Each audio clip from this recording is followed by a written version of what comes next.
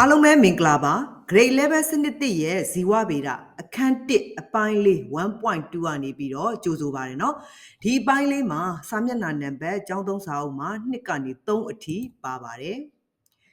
အဲ့ဒီအပိုင်းနဲ့ပတ်သက်ပြီးတော့ 1.2 မှာ identification and classification of living things ဆိုပြီးတော့ title လေးပါပါတယ်သက်ရှိတွေကိုအမျိုးအမည်ဖော်ထုတ်ခြင်းနဲ့အမျိုးအစားခွဲခြားခြင်းဆိုတဲ့အပိုင်းလေးဖြစ်ပါတယ်စာမျက်နှာနံပါတ်3မှာလဲ figure 1.2 ဆိုပြီးတော့ keys and classification of the six kingdoms ဆိုပြီးတော့ပါပါတယ်အဲ့ဒီအပိုင်းလေးတွေမှာသူတဆင့်ချင်းခွဲခြားတဲ့ပေါ့နော်အပိုင်းလေးတွေကိုနားလည်ဖို့အတွက်ဆွေးနွေးချင်ပါတယ်ဆက်ပြီးတော့နားထောင်ပေးဖို့တောင်းဆိုချင်ပါတယ်เนาะ 1.2 ရဲ့အပိုင်းနဲ့ပတ်သက်ပြီးတော့ဒီသင်ခန်းစာနဲ့ပတ်သက်ပြီး lesson objective အနေနဲ့ကတော့လေ့လာတဲ့သူတွေအားလုံးကိုတက်ရှိတွေရဲ့အဓိကတော့ချက်ဝိသေသလက္ခဏာတွေကိုအသုံးပြုပြီးတော့ကြတော့တက်ရှိတွေရဲ့အမျိုးအမည်ဖော်ထုတ်ခြင်းနဲ့အမျိုးအစားခွဲခြားခြင်းကိုသိသွားစေဖို့အတွက်ရည်ရွယ်ပါတယ်။နောက်ဒီအပိုင်းမှာ hierarchical classification လို့ခေါ်တဲ့ကြီးစဉ်ငယ်လိုက်အမျိုးအစားခွဲခြားတဲ့စနစ်ပါမယ်။နောက် characteristic classification လို့ခေါ်တဲ့characteristic classification ကကြတော့ပေါင်းဆက်ပါဝင်နေတဲ့လက္ခဏာတွေပေါ်မှာအခြေခံပြီးတော့အမျိုးအစားခွဲခြားခြင်းဆိုပြီးတော့ classification အမျိုးအစားခွဲခြားခြင်းနီလန်2မျိုးကိုလေ့လာရပါမယ်။နောက်ဒီပိုင်းလေးမှာပြီးခဲ့တဲ့ grade 10တော့သိပြီးသားဖြစ်တဲ့မျိုးခွဲပညာအကြောင်းလေးကိုလည်းပြန်ပြီးတော့မှတ်သားရပါမယ်။ပြီးခဲ့တဲ့ grade 10တုန်းကအဲ့ဒီအပိုင်းနဲ့ပတ်သက်ပြီးတော့ 1.1.3 မှာ characteristic of living things ဆိုပြီးတော့သက်ရှိတွေရဲ့ဝိသေသလက္ခဏာတွေကိုအရင်ဦးဆုံးလေ့လာမှတ်သားစေခဲ့ပါတယ်။နောက် 1.2 မှာတော့ taxonomy ဆိုပြီးမျိုးခွဲပညာနဲ့ပတ်သက်တဲ့အပိုင်းကိုလေ့လာရပါတယ်။နောက် kingdoms တွေပေါ့နော်လောကတွေနဲ့ပတ်သက်တဲ့အပိုင်းကိုလေ့လာတွေ့ရှိခဲ့တဲ့လူပုဂ္ဂိုလ်တွေလေ့လာပုံတွေကိုသိခဲ့ပြီးသားဖြစ်ပါတယ်။အဲ့တော့memory recall လုပ်တဲ့အနေနဲ့အဲ့ဒီအပိုင်းလေးကိုပြန်ပြီးတော့စဉ်းစားလေ့လာမှတ်သားစေဖို့တိုက်တွန်းချင်ပါတယ်เนาะအဲ့တော့ grade 10အပိုင်းလေးတွေကိုပြန်ပြီးတော့လေ့လာမှတ်သားပြီးတော့အုံနောက်ထဲမှာပြန်စဉ်းစားပြီးတော့ဖော်ကြည့်ဖို့တောင်းဆိုချင်ပါတယ်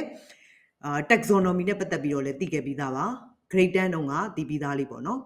taxonomy ဆိုတာ study and process of classification is known as taxonomy ဆိုပြီးတော့သိခဲ့တယ်လေ့လာခြင်းနဲ့အမျိုးအစားခွဲခြားတဲ့လုပ်ငန်းစဉ်ကိုမျိုးခွဲပညာဆိုပြီးသတ်မှတ်ခဲ့ကြတယ်ဒါလေးကပြီးခဲ့တဲ့ grade 10တုန်းကသိပြီးသားလေးပါအခု grade 11ရဲ့ 1.2 မှာ identification and classification of living things ဆိုပြီးတော့သက်ရှိအရာတွေအားလုံးကိုအမျိုးအမည်ဖော်ထုတ်ခြင်းနဲ့အမျိုးအစားခွဲခြားခြင်းအပိုင်းဆက်ပြီးတော့လေ့လာကြည့်ရအောင်ပါသူက identification in biology ဇီဝဗေဒမှာ identification အမျိုးအမည်ဖော်ထုတ်ခြင်းဆိုတာဘာလဲလို့ definition လေးပထမဆုံးစပြီးတော့ဖွင့်ထားပါတယ် identification ရဲ့ definition လေးကတော့သူကဘာလဲဆိုတော့ the process in which an organism or specimen လို့ပါတယ်တက်ရှိပဲဖြစ်ဖြစ်ဒါတက်ရှိတစ်ခုခုတစ်မျိုးမျိုးပေါ့နော်အော်ဒါမှမဟုတ်ရင် specimen ဆိုတာစမ်းသပ်ခံမဲ့နမူနာပစ္စည်းတစ်မျိုးမျိုးလေ့လာမဲ့နမူနာပစ္စည်းတစ်မျိုးမျိုးအဲ့ဒီတစ်ခုခုကို classify လုပ်မယ်အမျိုးအစားခွဲခြားမယ်နောက် assign လုပ်မယ် assign a scientific name လို့ခေါ်တယ်သိပ္ပံနာမည်တစ်ခုခုကို assign သတ်မှတ်ပေးလိုက်မယ်အဲ့လိုမျိုးလုပ်တဲ့လုပ်ငန်းစဉ်ကို identification လို့ခေါ်တယ်ဒါက identification ရဲ့ definition လေးပါ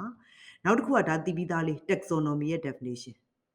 မျိုးခွဲပညာပေါ့မျိုးခွဲပညာဆိုတာကလေ့လာခြင်းနဲ့မျိုးစားခွဲခြားတဲ့လုပ်ငန်းစဉ်ကိုမျိုးခွဲပညာလို့သတ်မှတ်တယ်အဲ့တော့ biologist လို့ခေါ်တဲ့သိပ္ပံပညာဇီဝဗေဒပညာရှင်တွေပေါ့နော်ဇီဝဗေဒပညာရှင်တွေဟာသက်ရှိတွေရဲ့ difference ကွဲပြားခြားနားမှုနဲ့ unique feature လို့ခေါ်တဲ့တမူထူးခြားတဲ့လက္ခဏာတွေကွဲပြားခြားနားတဲ့လက္ခဏာတွေတမူထူးခြားတဲ့လက္ခဏာတွေအဲ့ဒါတွေကိုလေ့လာပြီးတော့ကြတော့သူ့ရဲ့ characteristic တူတဲ့ဟာတွေပေါ့ similar characters ဝိသေသလက္ခဏာတူရာတွေကိုသက်ရှိတွေကိုအတူစုပြီးတော့လေ့လာတယ် နောက်မတူတာတွေကိုလည်းတိကျခွဲထုတ်ပြီးတော့ကြတော့လေ့လာတာတွေကိုဇီဝဗေဒပညာရှင်တွေကလုပ်ကြတယ်နော်အဲ့ဒီအပိုင်းလေးနဲ့ပတ်သက်ပြီးတော့သူက classification လုပ်တဲ့အခါမှာအဓိကနီလန်း2မျိုးကိုအသုံးပြုခဲ့တယ်အဲ့နီလန်း2မျိုးကတော့ရှေ့မှာလဲ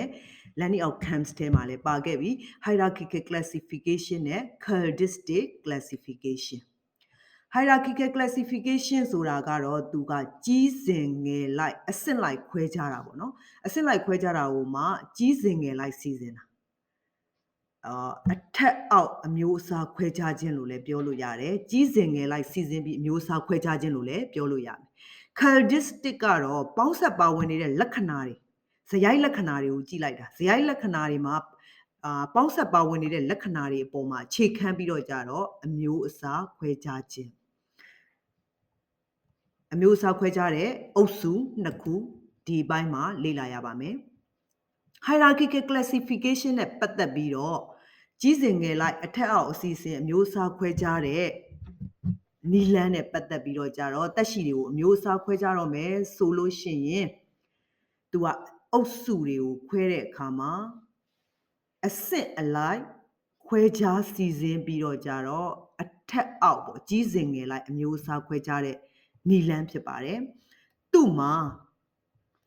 တက်စားလို့ခေါ်တယ်တက်စားလို့ခေါ်တဲ့မျိုးခွဲပညာဆိုင်ရာအစုပေါ့တက်စားလို့ခေါ်တာတက်စားကတော့အများပေါ့သူ့ရဲ့အနေကိန်းကကြတော့တက်ဇွန်းလို့ခေါ်တယ်မျိုးခွဲပညာဆိုင်ရာအစုမျိုးခွဲပညာဆိုင်ရာအစု8ခုပါမယ် hierarchical classification မှာတက်စား8ခုရှိမယ်8တက်စားရှိမယ်အဲ့ဒါတွေကတော့ပြီးခဲ့တဲ့ grade 10ကလေးကသိပြီးသားတွေပါဘာတွေလဲဆိုတော့ domain တွေ kingdom တွေ division class order family genus species ဆိုပြီးတော့နယ်ပယ်တွေကိုအရင်ကြည့်တယ်ပြီးတော့ kingdom လောကကိုကြည့်တယ်ပြီးတော့မျိုးပေါင်းစုတွေကိုကြည့်တယ်မျိုးပေါင်းမျိုးစဉ်မျိုးရင်းမျိုးစုမျိုးစိတ်ဆိုပြီးတော့အစစ်စစ်ကြီးစဉ်ငယ်လိုက်အစီစဉ်လိုက်ခွဲခြားတဲ့နီလန်ဖြစ်ပါတယ်အဲ့တော့အတူကောင်းမှတ်မယ်ဆိုရင်တော့ DKD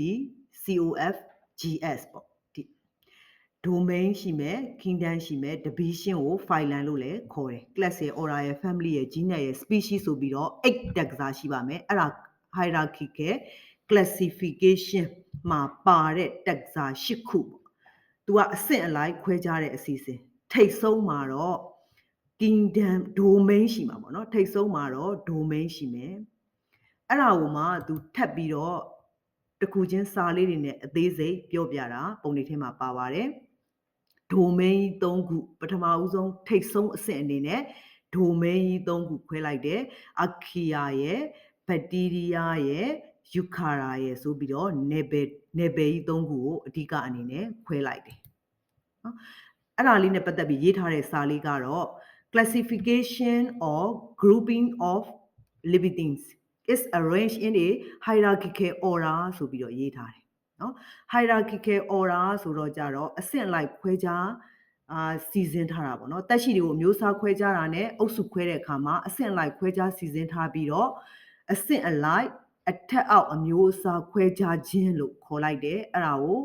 hierarchical classification လို့သိမယ်ဒါ hierarchical classification ရဲ့ definition သူ့မှာတက်စား8ခုပါတယ်အဲ့တော့ there are 8 taxonomic group လို့လည်းခေါ်တယ်တက်စားလို့လည်းခေါ်တယ်အဲ့တော့ထိတ်ဆုံးမှာတော့ domain 3ခုရှိမယ် archaea ရဲ့ bacteria ရဲ့ eukarya ရဲ့နောက်အဲ့ဒီ domain 3ခုမှာ domain 3ခုကနေပြီးတော့ကြတော့တစ်ခုစီကိုမတူညီတဲ့အဆင့်ပေါ့ဒါမှမဟုတ်လို့ရှင်တက်စားအဆင့်9မျိုးပေါ့တက်စားအဆင့်9မျိုးကိုထပ်ပြီးတော့ခွဲခြားတယ်အဲ့တက်စားအဆင့်9မျိုးဆိုတာကတော့သူ့အောက်မှာရှိတဲ့လောကတို့မျိုးပေါင်းစုတို့မျိုးပေါင်းမျိုးစဉ်မျိုးရင်းမျိုးစုမျိုးစိတ်ဆိုတာတွေပဲဖြစ်ပါတယ်အဲ့ဒီ classification အပိုင်းလေးနဲ့ပတ်သက်ပြီးတော့လေ့လာမှတ်သားပြီးသားဖြစ်သွားအောင်လို့အုပ်စုလုပ်ငန်းစဉ်လေးလုပ်သင့်ပါတယ်အိမ်သားနီးချင်းနီးစပ်ရာတငယ်ချင်းနဲ့ပေါင်းပြီးတော့ပဲဖြစ်ပေါ့နော်ကိုတယောက်တည်းလေ့လာမယ်ဆိုရင်လဲ Google မှာရှာလို့ရပါတယ်ဒါမှမဟုတ်လို့ရှိရင် ChatGPT မှာလည်းရှာလို့ရပါတယ် hierarchical classification ကိုသုံးပြီးတော့ကြတော့တက်ရှိတစ်ခုခုကိုစိတ်ကူးထဲမှာကိုအားတာတဲ့တက်ရှိတစ်ခုခုပေါ့တက်ရှိဆိုတဲ့နေရာမှာတစ်ခုတော့ရှိတယ်နော်တက်ရှိဆိုရင်တည်ပြီးသားဖြစ်မယ်ဘာတွေပါမလဲ animals ပါမယ် plants ပါမယ်နောက်တစ်ခါ microorganisms တွေပါမယ်နော်အဲ့၃မျိုးတွေကနေပြီးတော့ကိုအားတာတဲ့ဟာလေးတွေကို hierarchical classification နဲ့ခွဲကြည့်ပြီးတော့ကြတော့အမျိုးအစားခွဲခြားတဲ့အလုပ်လေးကိုစမ်းလုပ်ကြည့်ပါဥပမာပြောပြမယ်ဆိုလို့ရှိရင်ဥပမာဒီ rhizopath ဆိုတာ grade 10တော့ပါပြီးသားအဲ့ဒါလေးကို kingdom ကဘယ်လိုခေါ်လဲ division ကဘာလဲပေါ့နော် သူ့ရဲ့ subdivision တွေ order တွေ family တွေ genus တွေ species တွေကို Google မှာရှားပြီးတော့မှတ်တမ်းတင်ကြည့်ပါဒီပုံစံလေးကို exercise လုပ်ကြည့်မယ်ဆိုလို့ရှိရင် hierarchical classification နဲ့ပတ်သက်ပြီးနားလည်သွားပါလိမ့်မယ်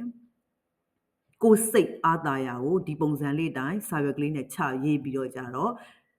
လုပ်ဖို့တောင်းဆိုချင်ပါတယ်ဒါဆိုလို့ရှိရင် poppy လို့ခေါ်တဲ့ဘိန်းပန်းပေါ့နော်ဘိန်းပန်းရဲ့ kingdom တွေ division တွေ class တွေ family တွေ genus တွေ species တွေကိုရှားထားတာပါအဲ့ဒါ Google ကရှားထားတာပါနော်နောက် hierarchical classification နဲ့ပတ်သက်ပြီးတော့ကြတော့ပိုးနားလည်သွားအောင်လို့ဒါနယ်မြေစုံပေါ့နော်ဒါဆိုလို့ရှိရင် round 1လို့ခေါ်တယ်အဲ့ဒါလေးတွေကိုတစ်ခုချင်းစီဒီထဲမှာပါတာရေလို့မဟုတ်ပါဘူးဒါဆို microorganisms တဲကဖြစ်တဲ့ရိတဆေးပေါ့နော်bio မှာဆိုလို့ရှိရင် respiration ဖြစ်စဉ်ထဲမှာခန္ဓာကိုယ်တက်ရှိတွေရဲ့ခန္ဓာကိုယ် respiration ဖြစ်စဉ်ထဲမှာ anaerobic respiration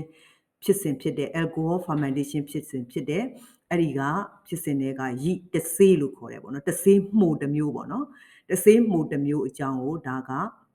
hierarchical classification အရာ Google ကနေရှားထားတာပါ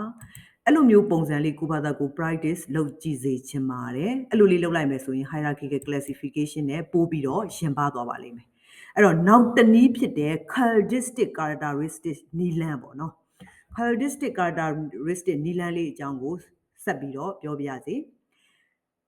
ဒီအပိုင်းမှာကြတော့သူကanother method of classification known as characteristic ဆိုပြီးတော့စာမိတ်ဆက်ထားတယ်အမျိုးအစားခွဲခြားခြင်းရဲ့နောက်ထပ်နည်းလမ်းတစ်မျိုးပေါ့အဲ့ဒါကတော့ပေါင်းဆက်ပါဝင်တဲ့လက္ခဏာတွေပေါ်မှာအခြေခံပြီးတော့အမျိုးအစားခွဲခြားခြင်းဆိုပြီးလူသိများကြတယ်အဲ့ဒါကတော့အခုခေတ် modern taxonomics ခေတ်သစ်မျိုးခွဲပညာရှင်တွေအသုံးအများဆုံးနည်းလမ်းဖြစ်တယ်ဒီနည်းလမ်းမှာဆိုလို့ရှိရင်အဲ့ဒီအမျိုးအစားခွဲခြားတဲ့နည်းလမ်းမှာဆိုလို့ရှိရင်သူကပေါ့နော်မတူကွဲပြားတဲ့မျိုးစိတ်တွေကနေပြီးတော့ DNA တွေကိုနှိုင်းရှင်တာအဲ့ဒါမျိုးတွေပါဝင်မယ် DNA စစ်တယ်ဆိုတာအခုခေတ်မှာတော့တအားကိုခက်စားလာပါပြီဈေးနှုန်းလည်းတအားကြီးကုန်ကျစရိတ်နည်းသွားပြီပေါ့နော်အရင်ခေတ်ကဆိုရင်တော့ကုန်ကျစရိတ်များတဲ့ DNA စစ်ဖို့ကိုတော်တော်လေးမလွယ်ကူခဲ့ဘူးပေါ့နော်အဲ့တော့ DNA နဲ့ပတ်သက်ပြီးတော့လည်း Google မှာရှားပြီးတော့ကြည့်လို့ရပါတယ်အဲ့တော့ characteristic နီလန်းကတော့မတူကွဲပြားတဲ့မျိုးစိတ်တွေကနေပြီးတော့ DNA တွေကိုနှိုင်းယှဉ်ခြင်းတွေပါဝင်တယ်အဲ့ဒါအပြင်နောက်ထပ်များစွာသောနည်းစနစ်တွေကိုလည်း characteristic နီလန်းမှာအသုံးပြုကြပါသေးတယ်နော်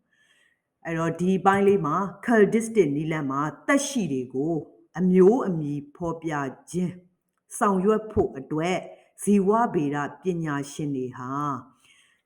morphology နဲ့ anatomy လို့ခေါ်တယ်ရုပ်အဲ့ဒါလည်းရင်းနှီးပါတယ်ရုပ်သွင်ပညာပေါ့ရုပ်သွင်ပညာနဲ့ခန္ဓာဗေဒရုပ်သွင်ပညာနဲ့ခန္ဓာဗေဒတွေကိုအလွယ်တကူအမျိုးအစားခွဲခြားနိုင်တဲ့အင်္ဂါရက်တွေအဲ့ဒီအင်္ဂါရက်တွေတော့ချက်အညွှန်းတွေအဖြစ်နဲ့အသုံးပြုပါတယ်အဲ့တော့တော့ချက်အညွှန်းတွေကသက်ရှိတွေကိုအမျိုးအစားခွဲခြားဖို့ရာအတွက်ရိုးရှင်းတဲ့နည်းလမ်းကိုရစေပါတယ် figure 1.2 မှာပြထားတဲ့စာမျက်နှာနံပါတ်3မှာရှိတဲ့ figure မှာဆိုလို့ရှိရင်သူကအဓိကတော့ချက်တွေတစ်ခုစီကိုအမျိုးအစားခွဲခြားတော့မယ်ဆိုလို့ရှိရင်နှစ်ချမ်းဖြာတော့ချက်အညွှန်းလို့ခေါ်တာပေါ့နော် dicot marking ကိုသုံးထားပြီးတော့အမျိုးအစားတစ်ခုခုဆိုလို့ရှိရင်နှစ်ခုစီစဉ်းစားပြီးတော့အဓိကတော့ချက်အင်္ဂါရက်လေးတွေကိုနှစ်ချက်စီစဉ်းစားပြီးတော့တော့ခွဲထားတဲ့ပုံစံလေးကိုပြထားတာပါအဲ့တော့သူတို့ဇီဝဗေဒပညာရှင်တွေလုပ်ထားတဲ့လုပ်ငန်းစဉ်တွေကိုကိုစားပြုပါတယ်အဲ့ဒီ figure 1.2 လေးနဲ့ပတ်သက်တဲ့ကိစ္စအကျေတဝန့်ကိုနောက်ဗီဒီယိုလေးမှာဆက်ပြီးတော့ရှင်းပြပေးပါမယ်ဒီပိုင်းလေးနဲ့ပတ်သက်ပြီးတော့ဒီနေရာလေးမှာအနှစ်ချုပ်လိုက်ပါမယ်အခုဒီပိုင်းလေးမှာဆိုလို့ရှိရင်ဒီပိုင်းနဲ့ပတ်သက်ပြီးအနှစ်ချုပ်မယ်ဆိုလို့ရှိရင် hierarchical classification ကိုတည်သွားပါတယ်taxa လို့ခေါ်တဲ့8 taxa ကိုလည်းတည်သွားမယ် taxa ရဲ့အ ਨੇ က taxon လို့ခေါ်မယ်နောက်မှသူ့မှာအဓိက domain ကြီး3ခုရှိတယ် archaea bacteria eukarya ဆိုတာလည်းသိသွားမယ်နောက်အောက်က taxa 9ဆင့်ဖြစ်တဲ့ kingdom တို့ phylum တို့ class တို့ order family genus species ဆိုတာလည်းမှတ်ခဲ့ရပါတယ်နောက်တစ်ခုကတော့ characteristic ပေါ့အဲ့ဒီ characteristic ကတော့ခေတ်သစ် taxonomists တွေအများဆုံးအသုံးပြုတယ်သူ့မှာ DNA နှိုင်းရှင်တာတွေကွဲပြားခြားနားတဲ့မျိုးစိတ်တွေကနေပြီးတော့ DNA တွေနှိုင်းရှင်တာတွေပါမယ်အဲ့တော့ characteristic နဲ့ပတ်သက်ပြီးတော့မျိုးရိုးသစ်ပင်ပုံစံဆိုပြီးတော့ခွဲဖြာတဲ့ခက်မှတစ်ခုစီကနေပြီးတော့ clade တစ်ခုစီကိုဥပမာတစ်ခုပြထားတာရှိတယ်ဥပမာတစ်ခုဖြစ်မယ်ပေါ့နော် clade လို့ခေါ်တဲ့ clade တစ်ခုစီကသူတို့ဘိုးဘေးဘီပင်တွေကနေသားစဉ်မြေးဆက်အားလုံးပါဝင်တဲ့အုပ်စုတွေကိုကိုစားပြုပါတယ်ဒီပိုင်းလေးနဲ့ပတ်သက်ပြီးလေ့ကျင့်ဖို့ question လေးအနေနဲ့6ခုရှိပါတယ်ဒီမေးခွန်းလေး6ခုကိုရှေ့ရစာလေးတွေကိုလေ့လာပြီးတော့ဖြည့်ကြည့်ထားစေချင်ပါတယ်ဖြည့်ကြည့်ပြီးပြီဆိုကမှဒါလေးကအဖြေတိုက်လို့ရပါတယ်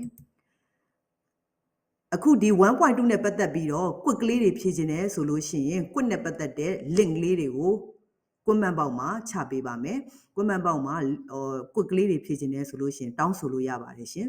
ဒီပိုင်းလေးကိုအားစိုက်ပြီးတော့နားထောင်ပေးတဲ့အတွက်ကျေးဇူးအများကြီးတင်ပါတယ်နောက်ဗီဒီယိုတွေမှာပြန်ဆုံကြပါမယ်